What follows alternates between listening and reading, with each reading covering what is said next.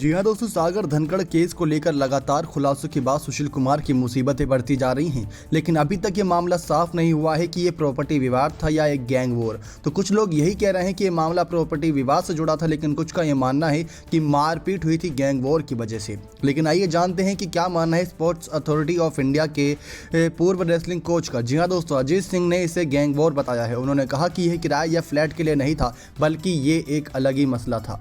दरअसल दोस्तों, उन्होंने बताया कि एक ज़माने में सागर उभरता हुआ सितारा था। जूनियर लेवल पर उसने नेशनल में हिस्सा लिया। पिछले साल जब लॉकडाउन हुआ था तो रेसलिंग की प्रतियोगिताएं बंद हो गई थी। पिछले एक साल में सिर्फ सागर ही नहीं बल्कि बहुत सारे पहलवान कुश्ती से दूर हो गए, क्योंकि उनके पास अपनी फिटनेस को लेकर खर्च करने के लिए पैसे बचे नहीं थे। ऐसे में अजीत सिंह ने आगे कहा कि लॉकडाउन के कारण गांवों में दंगल बंद हो गए थे, इससे उनकी कमाई होती थी और 90% पहलवानों की ट्रेनिंग नाम मात्र चल रही थी। सागर दिल्ली में था। ये बताइए कि उनसे पूछा गया कि सोनू महल के आने से क्या मतलब है।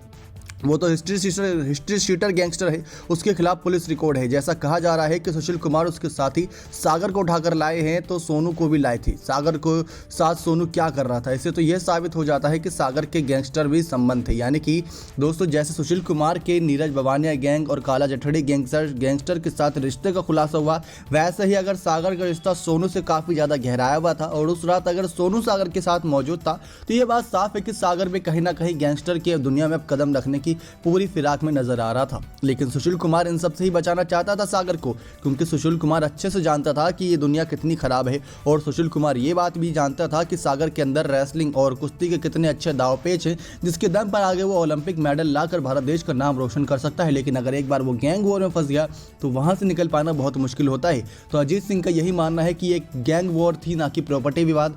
ये प्रॉपर्टी विवाद का नाम दिया जा रहा है, लेकिन इसके पीछे का असली मकसद और बदला लेने की भावना सिर्फ और सिर्फ गैंग वॉर से जुड़ी थी।